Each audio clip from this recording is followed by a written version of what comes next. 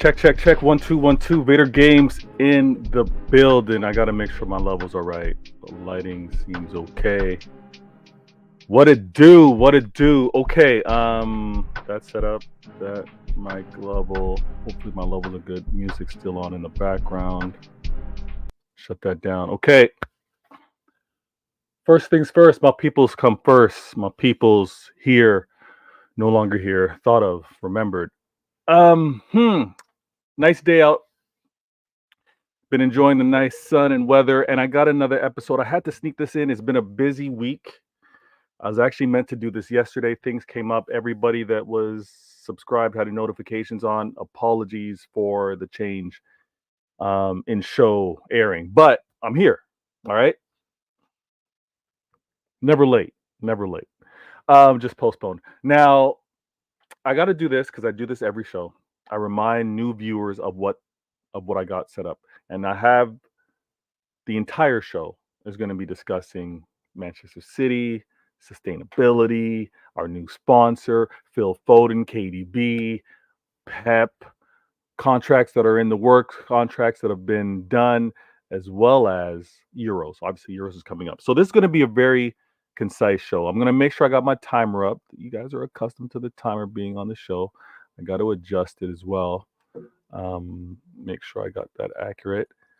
And I'm going to shout out the very first in the comments, which I do every show. The person that actually takes the time shows the love. You know what I mean? Just shows the love and saying, yo, Vader, I'm in the building, looking to help support your channel with a comment and interact. So let me adjust this. 300 seconds. Boom. And I'm going to move that to here. Who's first in the building today? First in the building with regards to the comments. And if you're first in the building with the comment, hopefully you're first with the likes. First with the likes as well. But you know what? I might have to mess around with this lighting because the white shirt. Actually, it's not bad. All right. First in the building. Oh my goodness. First in the building. It's a switch up. Normally first in the building happens to be, I'm going to mention the man's name, but first in the building this week, this show, Zane. I'm excited for the Euros. The Scottish fans have been going mental today. Listen, big game. Germany and Scotland. If you don't know, shout out to my man, StaffyTV. Draft better you from. Listen, I did a draft with regards to Euros on StaffyTV. And we American Waffle have to switch up. We did the show yesterday, but we also did a team draft. So I have Germany and I have Scotland. They're facing each other. It's going to be great. It's going to be a great watch. And I got a shout out who's normally first in the building. Zane got him this week. Zane got him this show, I should say. And my man Dre P goes, hey Vader, will you and other city YouTubers be going to any preseason matches? Dre P, with it being stateside, I was looking to actually couple a family vacay and a trip down to catch some games for the ones that are on the East Coast. But it doesn't line up. Wifey's vacation time, my vacation time, I'm not able to do it. But Martin Mancunian Way is going to be down there. Shades of Blue, that podcast, I think several of them are going to be able to catch some games. So, yeah, stay tuned, Dre P.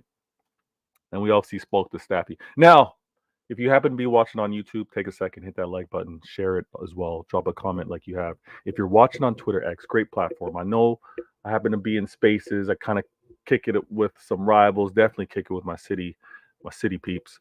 If you happen to be on that platform right now, take a second. Go over to YouTube. And if you catch me right now live, drop the like. If you catch me later, hit me with a comment. I appreciate all the feedback. And apologies for me drinking on stream. It's Canada Dry. It's not alcohol. Obviously, you don't put ice. You don't put ice in alcohol. Well, actually, on the rocks, I guess you do. But it is a nice hot day out here in Toronto, so I got to stay hydrated. Now, if you're new, you see the timer there. I'm going to stay on point with regards to the topics. I'm going to go through this, and I got how many topics did I got? 1, 2, 3, 4, 5.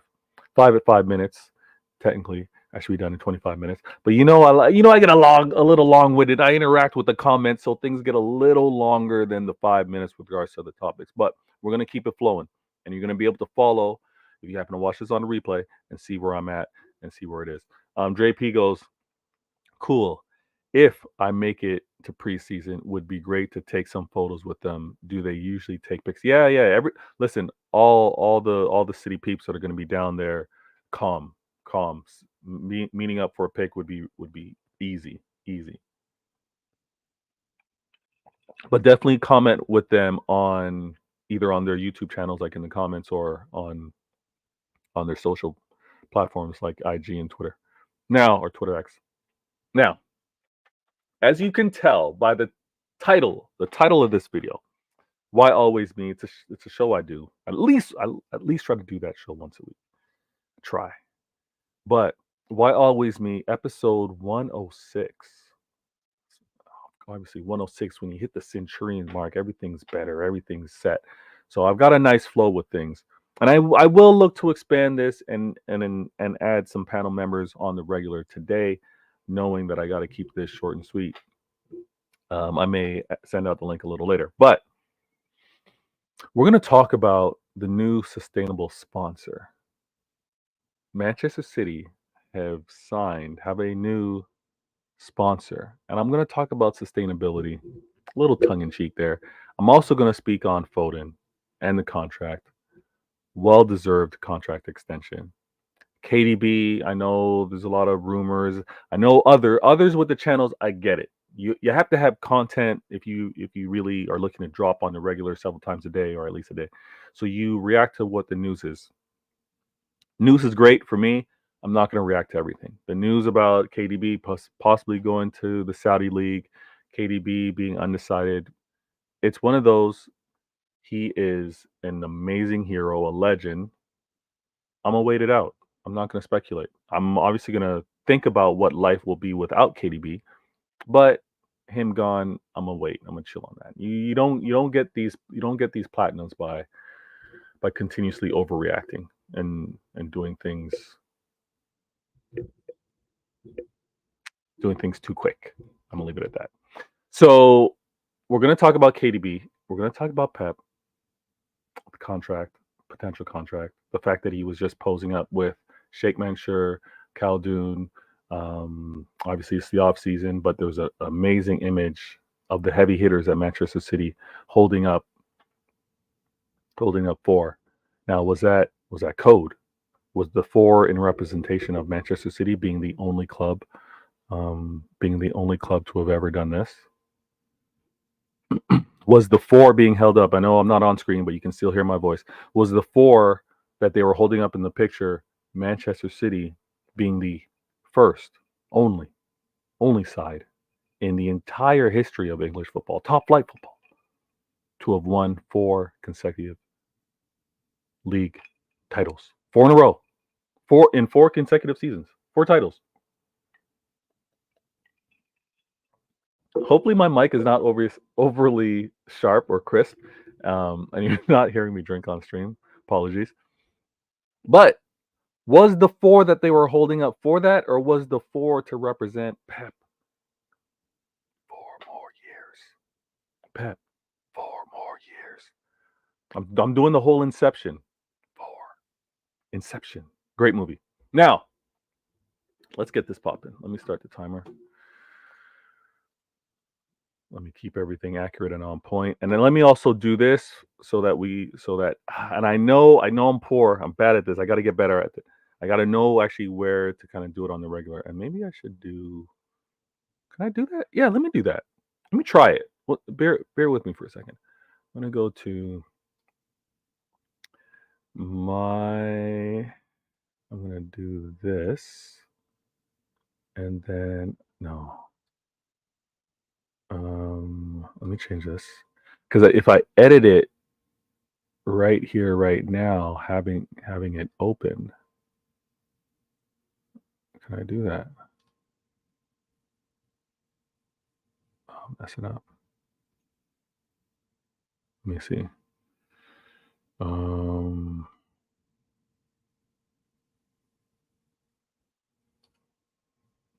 What?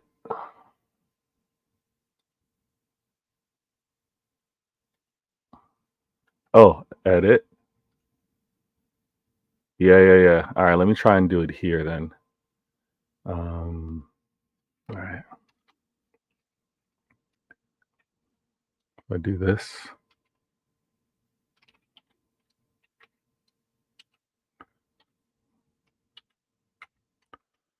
And then I'm going to go Pep.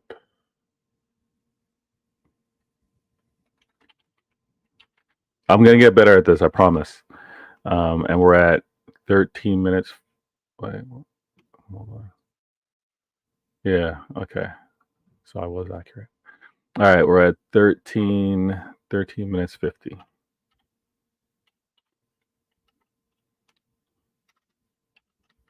All right, now. Vader game.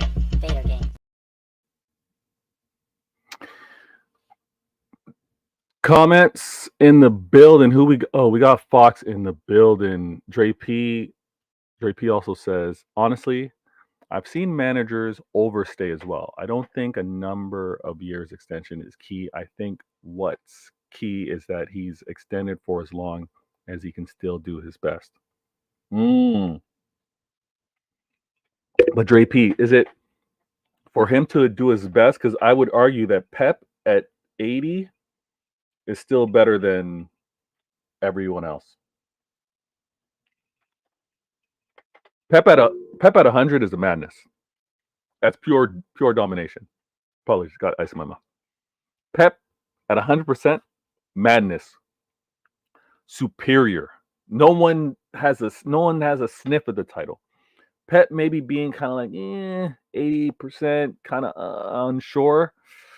I think we still win on the regular like that. Maybe not treble consistent dominance, but I think we still win like that. So I'd like him under contract than maybe have kind of like in an off season, like in a Pep off season. But I hear you. It's all about him being at his best.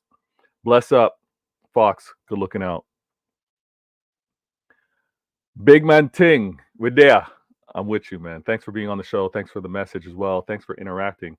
Zane goes, Pep will leave at some point because I think at some point in his career, before he retires, may want to be successful in international football. Zane, I hear that, but there's no rush. There's absolutely no rush for international football. That you can do as a very old man, very little travel. It's not like league. And I think there's also a level where it's not so much like been there, done that. Those that are really driven, like those that just hate being less of themselves. I think when he's like, you know what, the intensity of what's required of me to be this successful, I'm ready to walk away. And what is he, 55 right now? Is he even that old? Fox says, big up Staffy, large up Staffy in the building. He goes, you're a red. I hate the rags, but I rate you, Staffy. You are a real one, broski. Hey, Staffy is. Staffy, he has his moments. But Staffy is a real one. He's a real one. Dre P, I agree, Vader. That Pep at 80 is better than anyone else. My question is, how do we know he wasn't at 80? Ooh, Dre P, that's a good point. How do we know what level Pep was at last year? And honestly, managers, players, after that type of trouble success, there would be kind of like a dip. There would be like, I'm satisfied. There is like, oh, I'm tired. I need a break. And then falling short, quote unquote, falling short, only winning the league last year. There's like, now I got to fix up. There's more. I need more. So yeah, we'll see what happens. Let me start the timer. And I see all the topics. No, I see the comments. Timer's going. Now, Pep, this is his last season. No surprises there. Everybody knows his contract was until 2025, which is going to conclude at the end of this season. He's been phenomenal, a phenomenal manager since he's been here. He's been absolutely incredible, criticized before he even arrived, doubted before he even put tactics together, questioned with how he was looking to make changes with personnel. We all know about Joe Hart, even with what he was trying to do with possession, playing out the back. All that was questioned, scrutinized, overly criticized.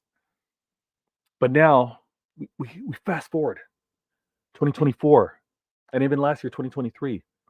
All of those things that he was doubted on, man delivered what has only been done once, and that was over at Manchester United.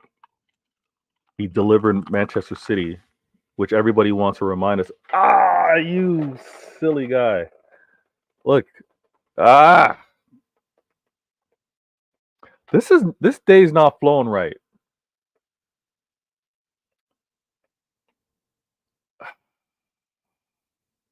That's annoying. This day's not flowing right. Where was I? Pep delivered a treble. Only United had it. We now have that. Pep also now delivered a four-peat, which no one has. Obviously, he's motivated to move forward. That was a rookie pour. Yes, Martin. Large up. But Pep's delivered a four-peat, and he can pursue this 5. And with this 5 comes tremendous pressure. Not necessarily external, but internal, knowing that it's the final season. I'm hoping that he at least looks at the landscape of football on where he may go after Manchester City. I'm not saying even directly, like leave here and go into the next job, but what it would look like leaving Manchester City a year or two down the road and what it would mean. And honestly, I think rivals would agree there's no better place to go. There's no better place to go and manage. Currently, it's at Manchester City. This is the sweet spot. This is where things are lined up for success. And also the players that have been invested in and the style of play that Pep can actually execute is huge. I want him to at least be here for 10 years. I've said this before on previous shows. Pep needs to be here for at least 10 years. And then I think us as a fan base, if we can remain calm and understand that the clip of winning isn't really sustainable, even if we were to bring someone else in that's maybe hungry or younger, trusting in Pep, giving him the tools, allowing some of that experimentation that would be required with someone of his experience to happen. Let's take the challenges that come with that, but also know that Pep is that guy. Let's also look at other clubs. Let's look at their history. Let's look at their great manager that they had. If you have a great one, you hold on to them as long as you can. You keep this manager here as long as we can. We've seen how things have drastically crashed. And I don't expect that of our club, but we've seen how they've drastically crashed after a Sir Alex Ferguson. United aren't. I got United fans that don't even recognize their club anymore. They're like, this is not what I became a fan of Manchester United on. Like they don't get it. Sir Alex Ferguson's gone. That was actually probably manager FC. Sir Alex Ferguson out the door. Then you look at Liverpool, and we'll see what's going to happen now without Klopp. But even with Klopp in their Prem era, they were a very good team, but they weren't dominant. They weren't winning those titles. They weren't winning those trophies like that. So I think we hold on to Pep because he is a difference maker. And when I get into later in the show, when we talk about even the APT and things were happening with regards to Manchester City suing, I'll also speak of the importance of Pep. Martin goes, Southgate will carry on Pep's legacy. Southgate to City. He already doesn't even know how to use Phil Foden. He doesn't know how to use Phil. Southgate is not coming to Manchester City. More of a United move. Sorry, Staffy. Dre goes, Speak for yourself. Not everyone is is a Gallus. Wait, what did Fox say? I wouldn't call last. Wait, what did Fox say in terms of a Gallus? What am I missing? Oh wait, okay, hold on. I think Pep just needs to freshen the squad up a bit. More so, it doesn't seem as though things are getting stale. I just like before you find your wife, you change gal like you change your.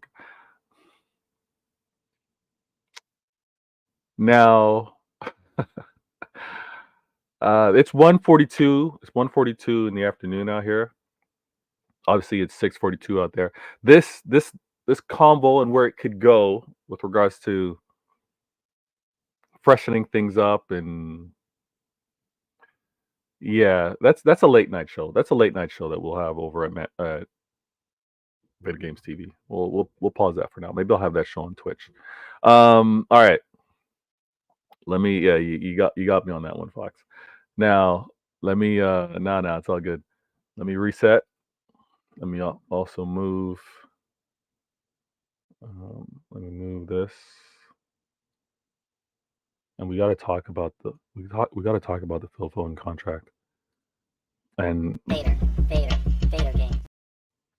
all right, we got to talk about the Phil Foden contract and something that I also love seeing. So, Foden's contract. Surprised? Yeah. You know what? Not really.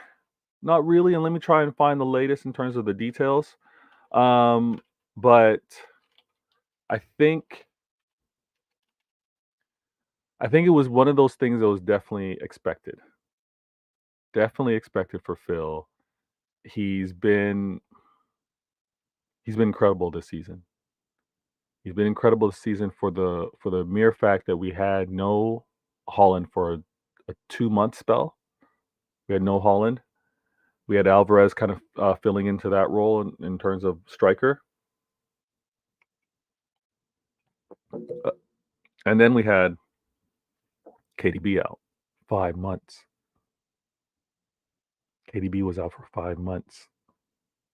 And you know who stepped up? Phil.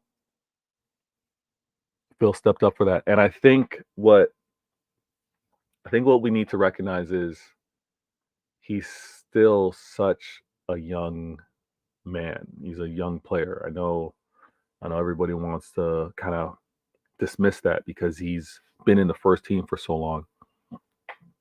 But he's been absolutely incredible for us. And I think he's 23 or he just turned 23, right? But he came out of the academy. And this is why there's so much pride amongst Manchester City fans and Phil Foden, because he's one of our own. He's been seen. Khaldoon said it on his postseason interview. He's seen him since he was 8 years old. He's seen this guy come through the academy, and there's a great clip of him even at the point of this season where Khaldoon saw him training, practicing shots at the top of the box, and reminded him or suggested to him, say, listen, do that tomorrow. Do that in the next game. Do that in the final game of the season. And absolutely amazing. I take tremendous pride as a Manchester City fan for Phil, and for how he's playing right now. How Southgate is going to use him in international, who knows? That I don't even care. But what he means and how he plays for Manchester City is what I care about. So, in large part, he's got a contract extension, and what I want to focus on is the increase in value. The reason why I want to focus on the increase in value is because let's all be honest. Rival fans, Arsenal fans in particular, Phil is constantly getting compared to other rivals and their star boys or their attacking players. I don't do the back and forth because Phil, for me, his versatility is different than everyone else. Phil's playing out wide. Phil's playing centrally. Phil's playing false nine. We don't Honestly, we don't see that of who he gets compared to. And the most recent comparison is actually to Cole Palmer, but we kind of get that too because Cole Palmer coming out of the academy, coming out of Manchester City, he's showing his versatility. But those that don't have any ties to City, I think this contract extension is going to bode really well because it shows the club the commitment, or shows Phil the commitment that the club has on him. Phil also sees the importance that he means to the club. But then with regards to the league, it's like this man's won player of the year. This man has been the standard in terms of what what a player's contribution or what a player's ability and how it should shine throughout a season should be. And with him getting this price tag now means that we put pressure on rivals and their start boys. Because you know what? We know this.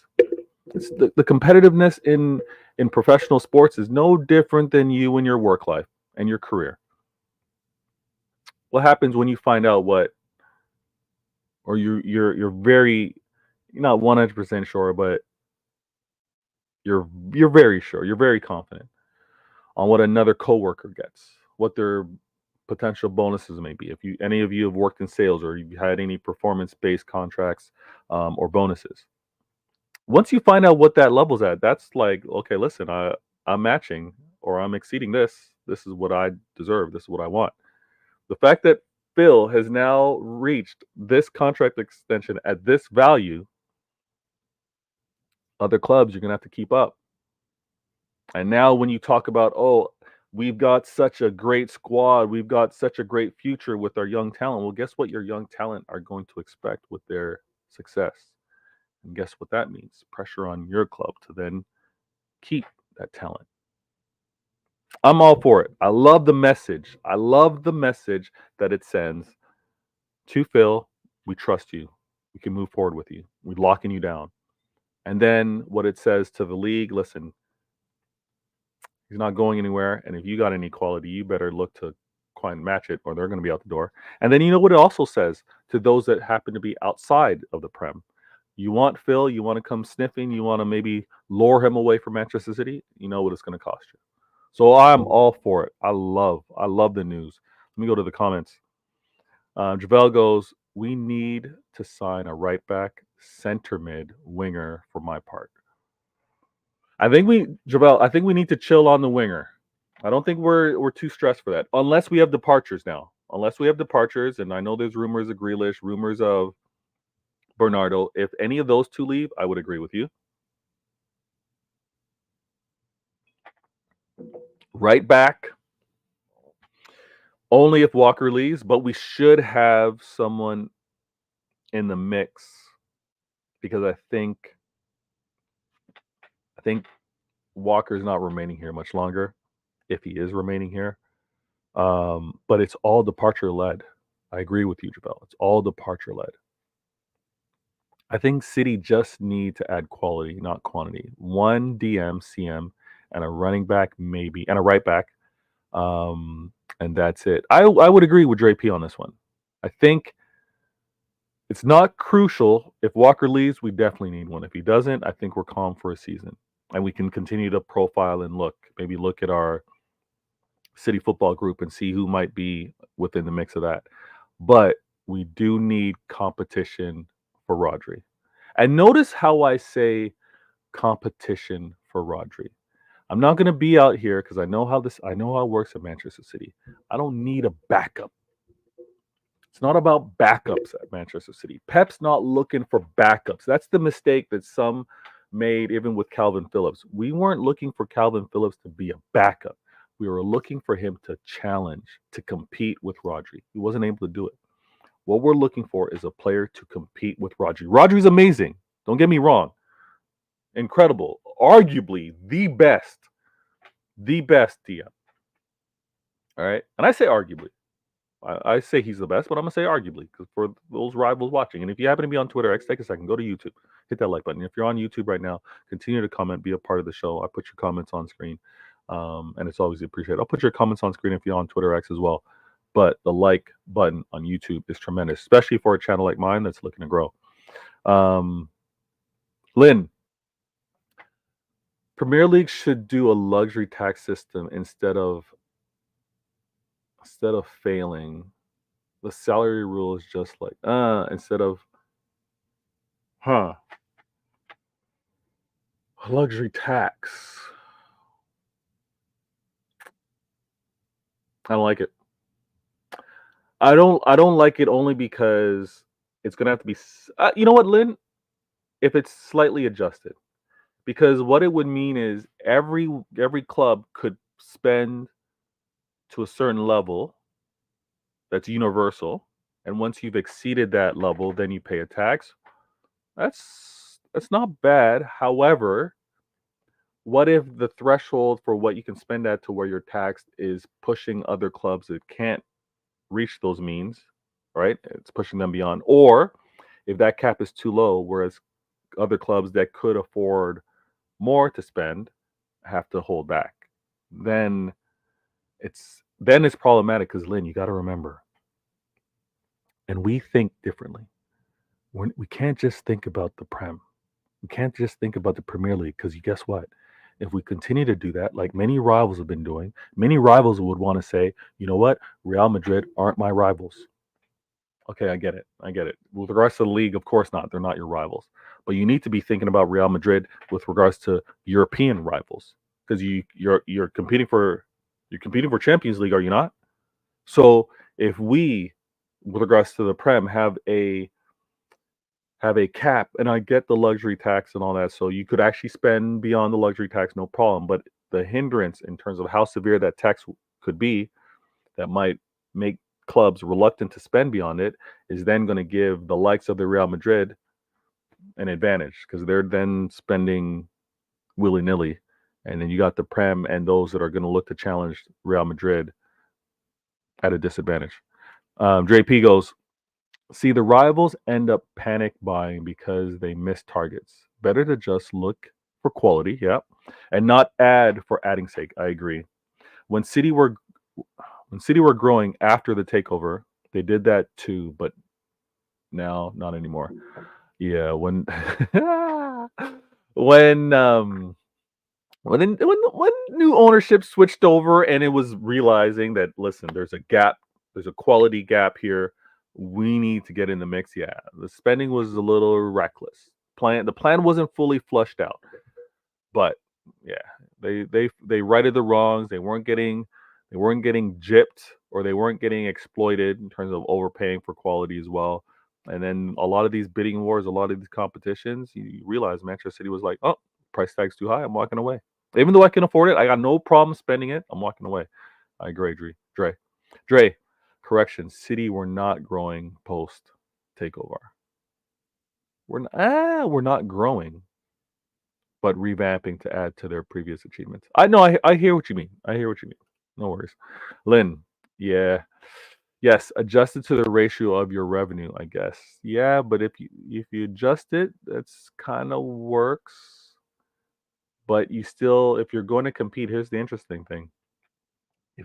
If your competitors are able to spend more than you, and you try to match what they spend, and you kind of have the means to do it, but you get taxed on it, it's not going to work well. It's not going to work well. But I hear where you're going. Let me do this. Let me reset. Let me also move. And I want to. This is what I really. This is one of the topics I was really looking for. Vader game. Let me also get this clock going. So I don't know if you guys know this. And when I say guys, I mean guys and girls. But Manchester City recently got a new sponsor, or it was announced of the new sponsor. And I want to say the name accurately. But it's Jinko, Jinko. Jinko, I'm going to say Jinko Solar. So Jinko Solar Energy is the new sponsor, all right? And it was announced just Wednesday. And I was going to do this show yesterday. Apologies, things kind of came up. I wasn't able to do it. But Manchester City announced new global partnership with Jinko Solar. That will see the brand become the club's official solar energy partner. Now, I when I first saw this, I was kind of like, I had a little smile, a little smirk on my face because I was like, Manchester City, we have a sustainable model right now. Despite what rivals want to say, this success isn't because of owners' cash injections. This isn't because of owners keep throwing money at the club. Rivals like United complain all the time, but the Glazers never put any money out of their pocket into their club. So what? So what? You have enough revenue. You don't need it. Manchester City are sustainable. Sheikh Mansour does not need to do all these suggestions of doing side deals and whatever to inject sustainable model. And with regards to the sustainable model, now we have a sustainable partner, which had me kind of, I don't know, smiling, geeking out a little bit. Because we have a sustainable model now with regards to Jinko solar energy, and it's going to obviously be an exclusive deal, give the club the ability to enhance the facility with sustainable energy. So sustainable energy, sustainable financial club model. It just all made so much sense. And before any rivals want to be like Jinko, never heard of them. They are globally renowned. Like they're innovative. They're one of the. I think they might be the name when you think of solar panel. So one thing that I want to read that was kind of came off the website was it's embracing the mission of changing the energy portfolio and taking responsibility for enabling sustainable future. So Jinko Solar has maintained its position as the global leader in module shipments for the last 5 years. So I'm excited. I don't know the exact details with what the you know financials are, but the partnership is absolutely great. And when you can have clubs being able to be creative with sponsorships, all right, obviously you can look at a sustainable company that wants to invest in Manchester City, because again, when you think of brands, when you think of winning, if they're world renowned global leaders, and then you think of Manchester City winning at the level that they are, competing with regards to the world's best, England's best, the Europeans best, it's it's a great synergy between brand and sport. And another thing is, this is a little bit of a rant to the clowns out there that want to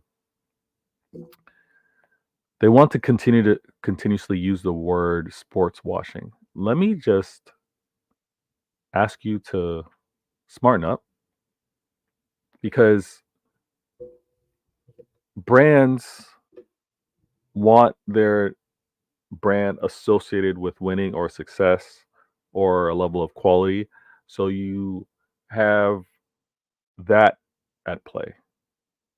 You have companies at play that want to be tied to that and not necessarily brushed with the same paintbrush in terms of sport washing. I think that's really tired and lazy.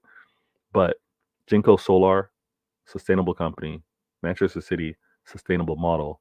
And when we also talk about what this means in terms of creative sponsorships, is imagine all other kind of partners with regards to maybe solar sustainability or water renewal or reuse, and just the ability to think beyond, outside of the box. And I think that's also part of what's happening with regards to what's happened this week with regards to Manchester City suing the league. And I like that it's quiet. I like that it's just happening within the background. I like that whatever the verdict is, which we'll find out next week, either Monday, no, sorry, not next week Monday, but the following Monday. Um, I'm excited, whichever way it goes, because you can kind of see what the reasoning is, and the rationale with regards to the decisions made by the Prem. I think a few things are really, really harsh with their decision making on sponsorships and associated party transactions. But this in particular, there shouldn't be any rival questioning this latest deal. It's great, and Manchester City fans should be happy to see a club take on the leadership to try and do something sustainable in this day and age, for sure. Let me look at these comments, and sorry for falling back a little bit. Dre P goes, the new fabricated rule. I like how he said that. The new fabricated rules are ridiculous indeed. Imagine Villa going into the UCL and pressure to sell. Real Madrid and company are laughing at the Prem right now. Red Cartel, the American Red Cartel, should get their act together. It's a good point. It's a really good point.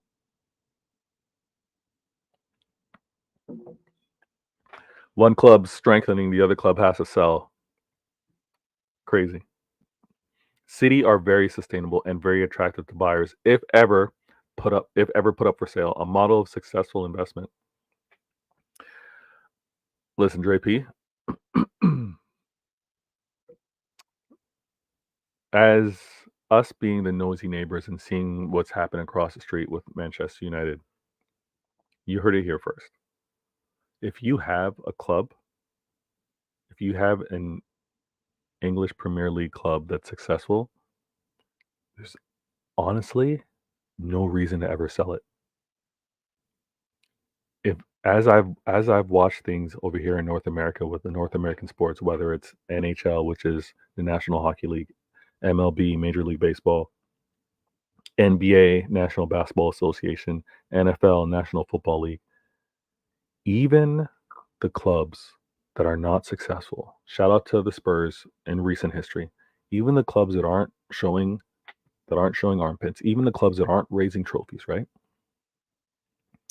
The value of the club keeps increasing.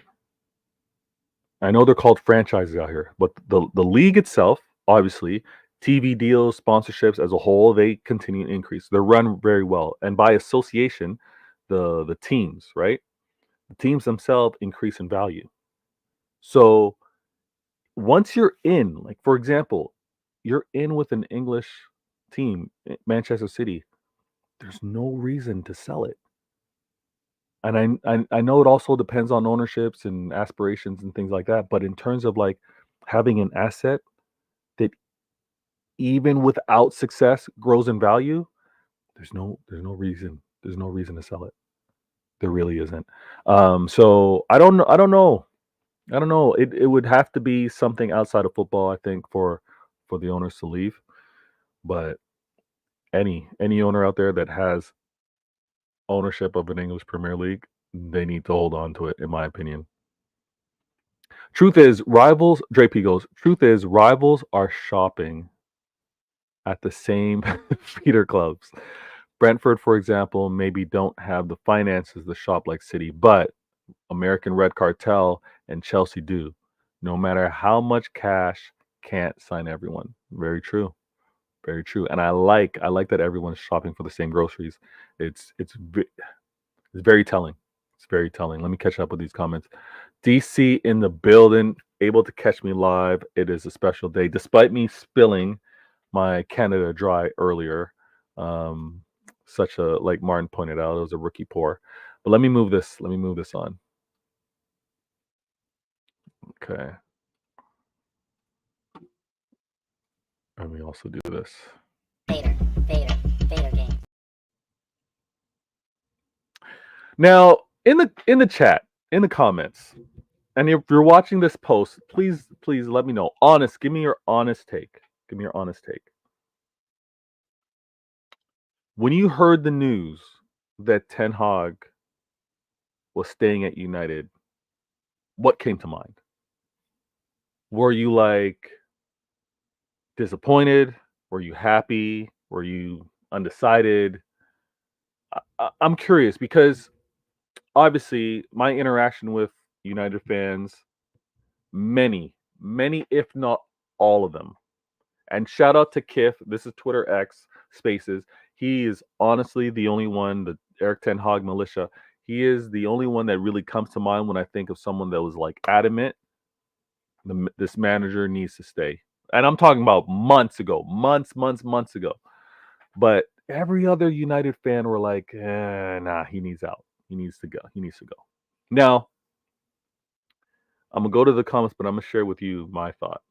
And it's kind of said here a little bit. Ten Hag staying, to me, showed that it's a new Manchester United. Showed to me that they're not as fan reactionary as they were. They weren't the commercial club that they've been for many years now. Because in past years, the loudest voices, the fan dislike of a manager would have had him sacked, would have had him fired. But I'm seeing a new Manchester United in the sense that they didn't react to the whims of the fan base. They were a little more tactical.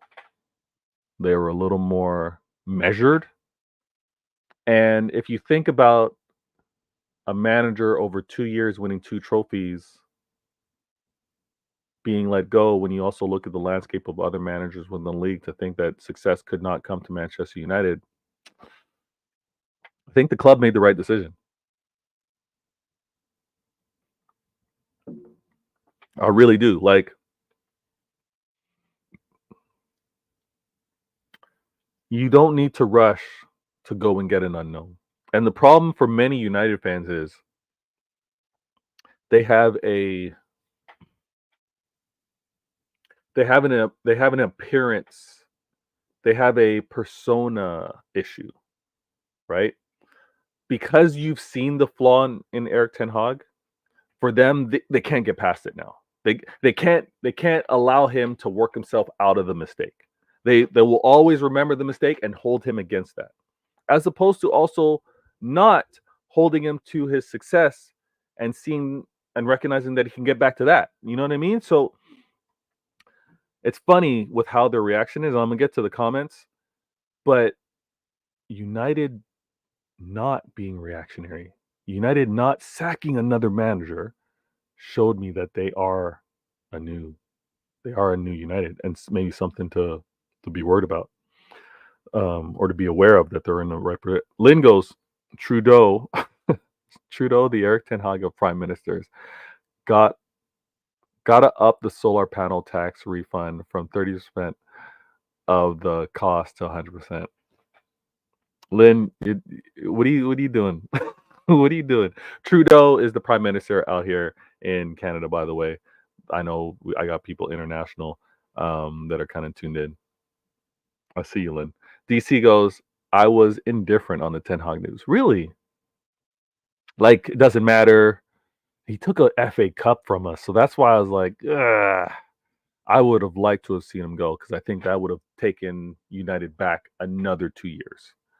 But I think keeping him allows them to kind of like work off of a foundation. Klilnical in the building. He goes, yo, big up, yo, large up Klilnical in the building. Hope you're good, man. Hope you're good. Blue Heart goes, woohoo, was my reaction with regards to Erik ten Hag.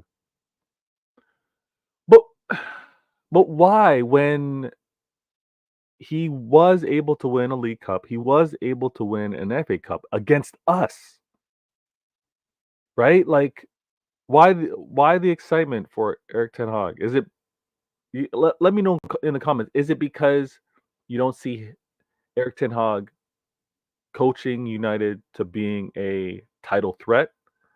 Let me know. Klilnical goes, respectfully on Ten Hag, I don't really respect his managerial abilities, so I saw the news as a positive for us. Okay, now is it a positive with regards to the league title, or positive or maybe a little bit of concern when it comes to cup competitions? Because it's now two domestic cups.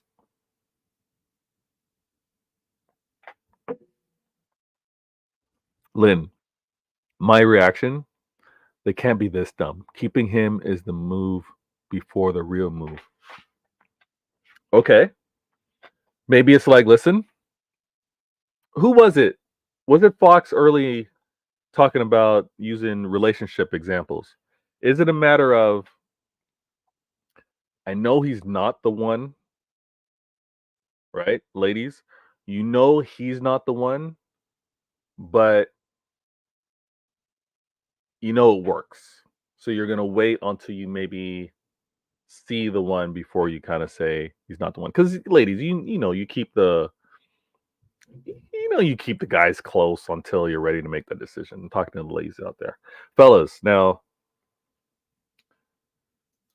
Erica Ten Hag, is it a matter of the decision on what I'm gonna keep them around?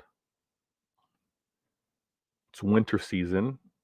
Season's not the greatest right now. Things aren't really looking good.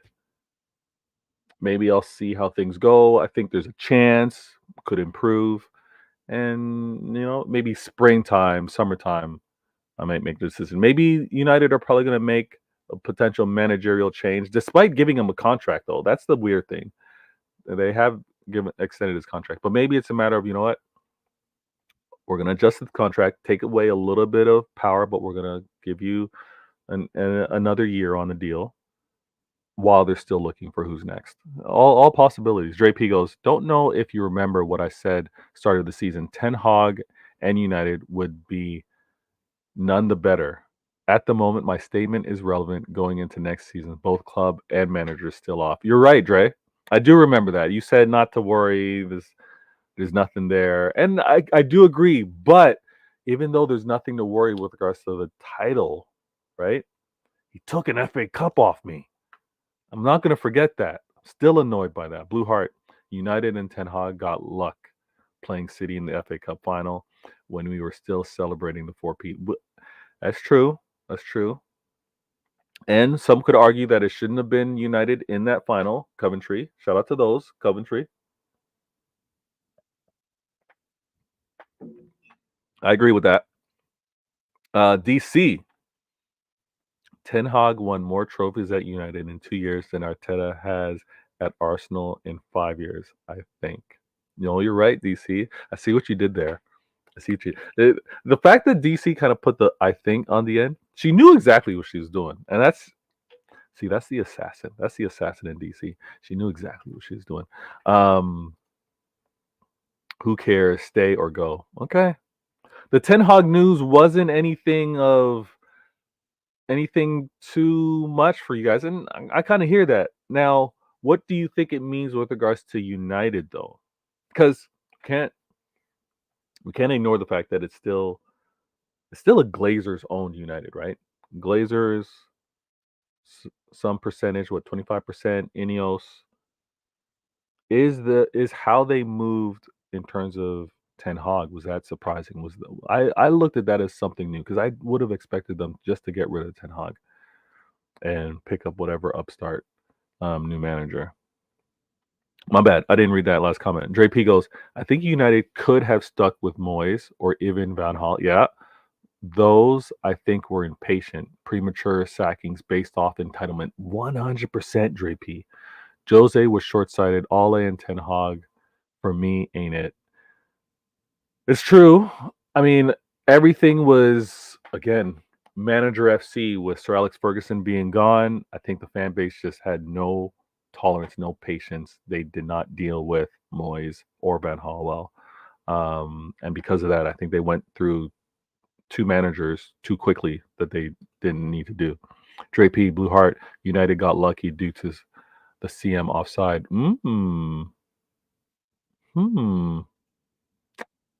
We should talk about that. They are a new United. The roof at the Swamp is leaking twice as much as last season. Fair enough. Fair enough, Blue Heart. I like that. Man United are sitting there holding on to that girl until you find something better just because you don't want to be alone. Hey, Fox, I hear you. I hear you on that one. It does look like a little bit of a waiting game, but at the same time, it would have been harsh if you knew you knew based off of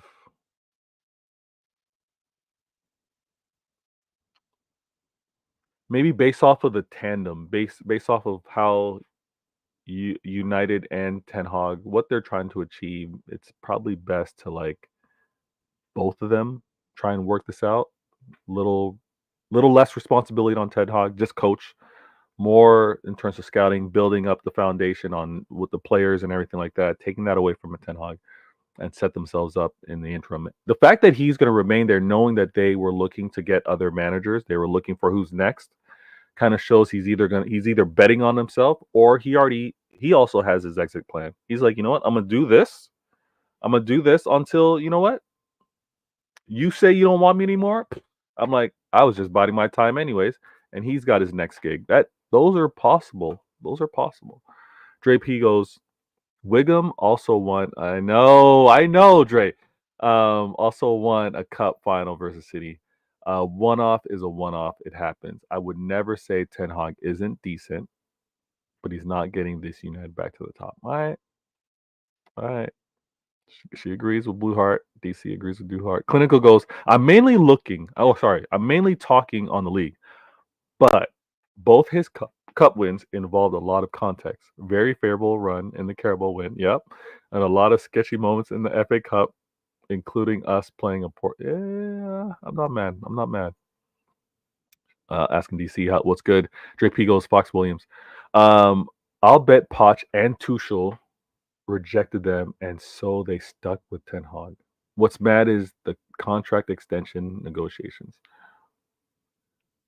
I would agree that both of those managers, maybe, you know what, sometimes you don't have to necessarily say I reject you, but you say what your expectations are, and then it's a mutual thing. I think Poch and Tuchel were like, here are things that I'm going to need available to me to want to manage at Manchester United, because none of these managers are going to want to be puppets. None of these managers are going to want to have like no power with how they can shape their approach towards coaching these players.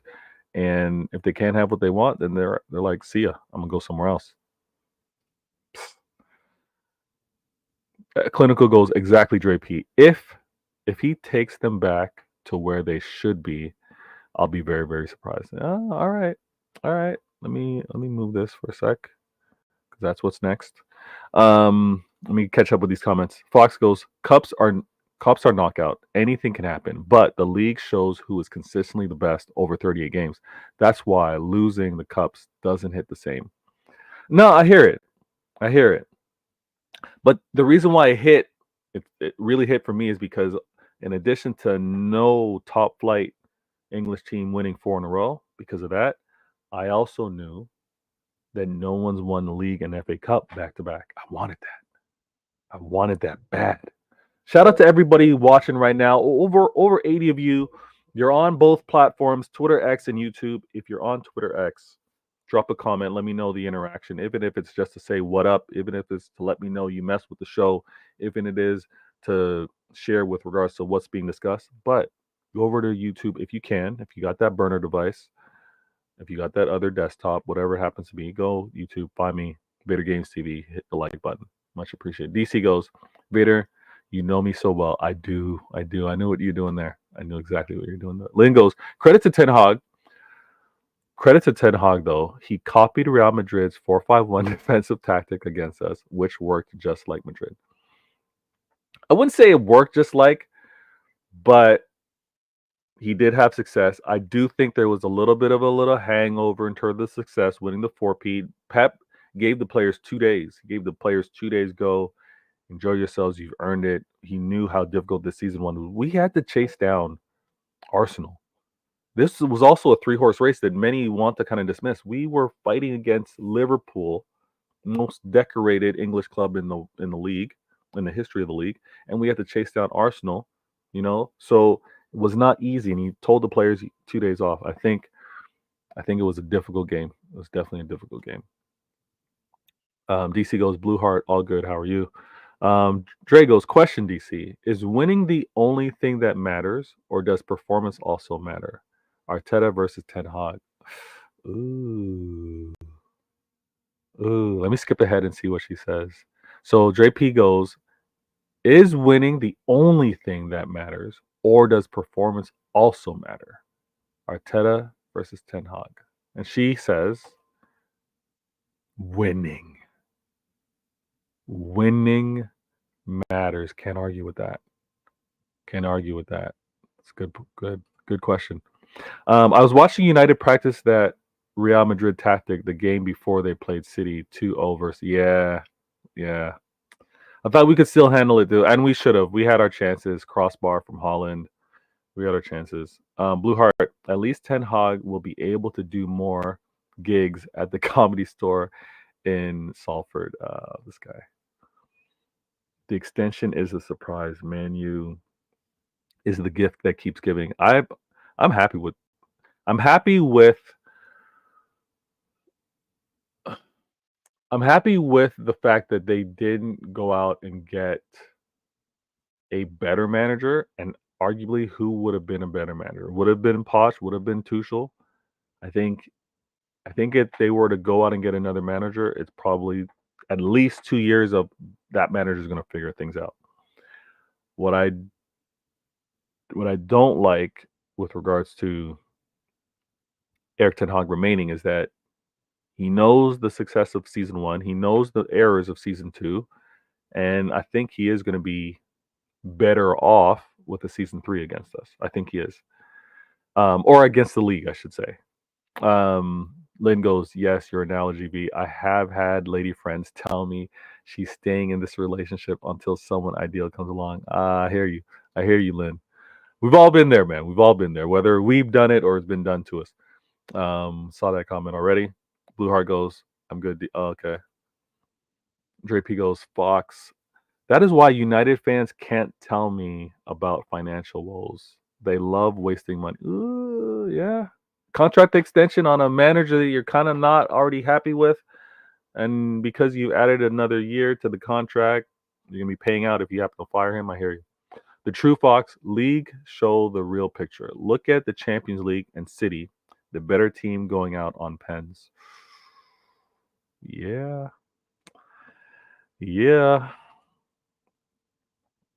They need a center. Wait, JP goes, they need a center back and a construction crew to fix the leaky roof. They have problems both on and off the field. If they get rid of Maguire, they could afford to pay for it. Them fixing their facility is actually it's an absolute disgrace. Absolute disgrace. It's absolutely hilarious. And the brand, imagine, I'm going to move on to the next topic. Apologies.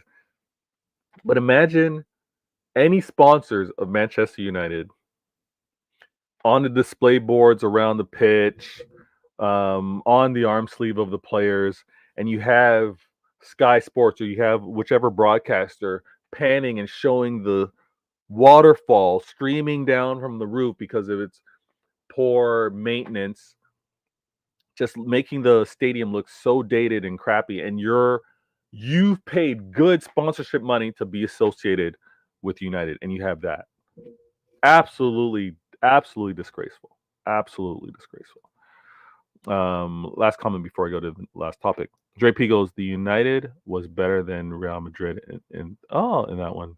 The United defense, they were on it. But at the same time, was it because of our hangover? I don't know. Let me go. The fact that they didn't fix it shows that they are financially tapped. It sucks. It's such a bad look for the Premier League. It's a bad look. It's a bad look, but that's what they get. And I don't even think that they're really tapped money-wise. It's what they choose to spend it on. Honestly, it's what they choose to spend it on.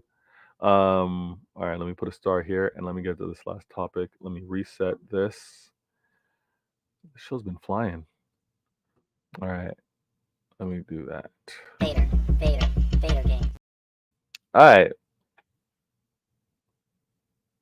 I said I was going to talk about the whole Manchester City suing the Prem, and I'm gonna get into it because a lot of channels are choosing to say certain things on it. A lot of content creators, and honestly, it's also funny to see when they say that they don't care about Manchester City on what they choose to talk about when it comes to Manchester City and what they choose to ignore it when it comes to other clubs. You want to talk about where sponsorship dollars are coming from. You want to talk about the fraudulence of some of these clubs, but at the same time, you don't want to talk about Maybe also like a proper test rule for some of these sponsors, right? There should be a certain standard with regards to sponsorship, right? Right? Standard charter, huh? Right? Should be a certain standard. But I'm gonna leave that for another show. I do want to talk about Newcastle United. And honestly, Newcastle United, this Manchester City suing the Prem, it's for the likes of you. It's for the likes of you and clubs like you. Clubs like you that are being prevented from making Champions League, having a resurgence of top 4, top 5, top 6 success, and maybe an influx of companies, of sponsors that want to be involved with a David versus Goliath dark horse, a team that maybe that slept on coming into success. Those are some of the things that many rivals want to ignore and not even think about. My away from YouTube life deals with marketing, deals with, and in my past dealt with sports marketing and specifically. So I understand, and I'm going to use an athlete example. I understand when there is a rookie coming to promise, or there's the hopes of a rookie coming to the mix, and there's a brand willing to invest early before there's a benchmark, or invest early that maybe exceeds the benchmark of a rookie, exceeds the benchmark of maybe an established player because of what that rookie represents. Maybe that rookie connects to a community that's not as highly represented. Maybe, and I'm using this rookie, I'm making the athlete, but then when we can look at a club, transition here with regards to the club example, maybe there's a club that hasn't been in the limelight consistently like that. Maybe there is a club that has a lot of heightened attention because of the fan base that haven't had much to celebrate, but are all giddy. I saw that. I'm gonna use my North American example. I saw that as a Raptor fan when the Raptors happened to make their acquisition of Kawhi Leonard, but prior to that were consistently in the playoffs. That NBA champions run, winning the champs, you couldn't keep enough merchandise in stores. You couldn't see people walk down the street without wearing Raptor gear. There's something that companies know and recognize. Sometimes you got to get in early, and getting in early may mean you spend above market value. The whole thing with regards to the league and questioning market value, and then also questioning associated party transactions, because in certain areas of the world things are closely tied that way. But it's not the same representation when they want to use examples of a husband and wife on separate companies looking to work together. That is not the same thing here. Certain regions of the world, quote unquote, they want to say everything is tied within a state. League, I think how you're looking at it has been wrong, and that's what Manchester City are challenging. And this fight, as much as it is, I'm gonna be honest with you. Let's listen. I'm not gonna joke around. As much as it is in the correction of the rule to benefit Manchester City, the correction of the rule is also to benefit a club like Newcastle. Challenging also the fair market value and how that has been determined. That needs to be looked at. That needs to be broken down in a different way, because I don't know how you're able to crunch the numbers when a lot of sport happens to tie with emotion, happens to tie with momentum, happens to tie with trends, right?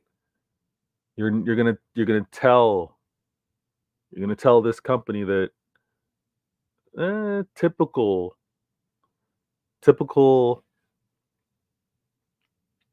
use this example. typical hat deals. If you're gonna brand it, 1 million standard. If you're gonna do that, you're gonna tell a company that wants to spend 1.5.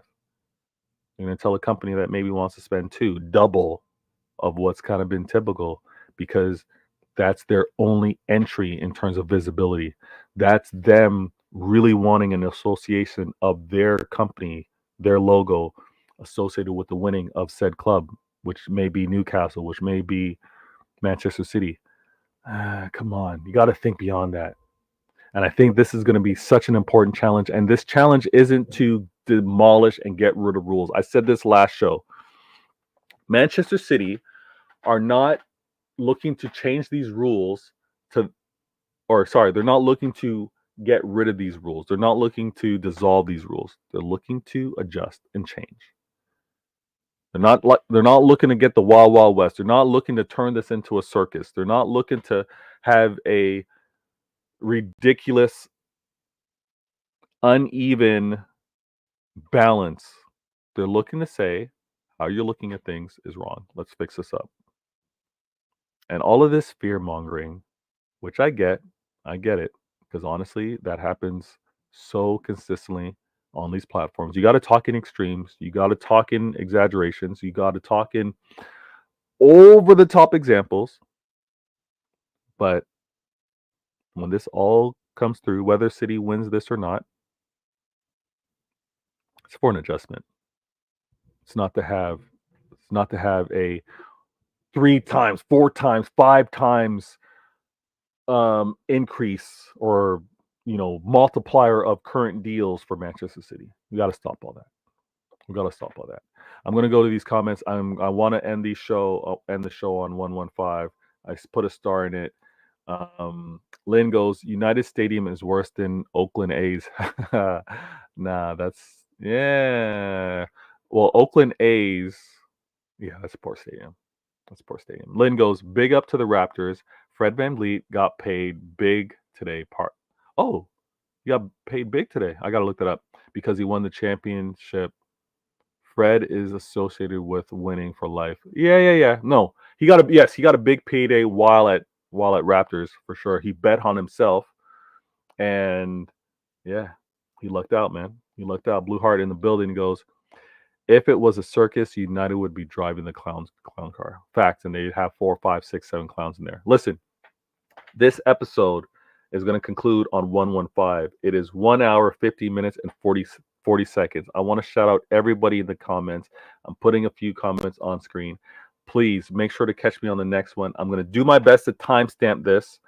I'm Vader Games TV, episode 116. What am I saying? 116? 106. And this was Manchester City, new sustainable sponsors in Jinko, solar panel energy, Foden, KDB, Pep, contract extension, and the fact that Erik Ten Hag is still at United. All great news. Catch me on the next show. It may be the 115, one question, 15 minutes, but I'm glad you guys caught this one. Blessed to everybody. I exceeded my 115. It's now 116. I'm Vader Games. I am out. Bless.